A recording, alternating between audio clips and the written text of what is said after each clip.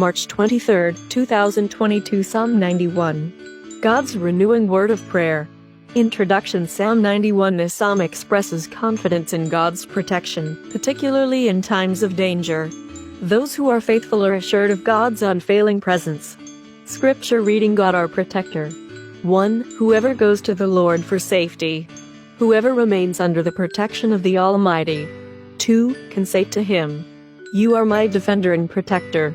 You are my God, in you I trust. 3. He will keep you safe from all hidden dangers and from all deadly diseases. 4. He will cover you with his wings. You will be safe in his care. His faithfulness will protect and defend you. 5. You need not fear any dangers at night, or sudden attacks during the day. 6. Or the plagues that strike in the dark, or the evils that kill in daylight.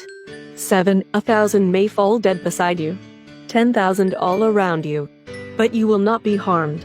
8. You will look and see how the wicked are punished. 9. You have made the Lord your defender, the Most High your protector. 10. And so no disaster will strike you. No violence will come near your home. 11. God will put his angels in charge of you, to protect you wherever you go. 12. They will hold you up with their hands, to keep you from hurting your feet on the stones. 13. You will trample down lions and snakes, fierce lions and poisonous snakes.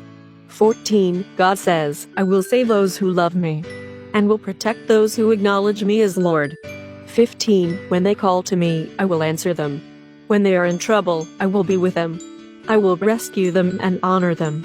16. I will reward them with long life. I will save them. Today's key verse, Psalm 91:14. God says, I will save those who love me and will protect those who acknowledge me as Lord.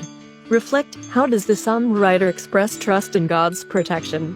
Reread verses 3 to 13 and personalize this psalm by replacing the word you with me or I as appropriate and replacing the word you're with my. What verses in this psalm are particularly meaningful to you and why?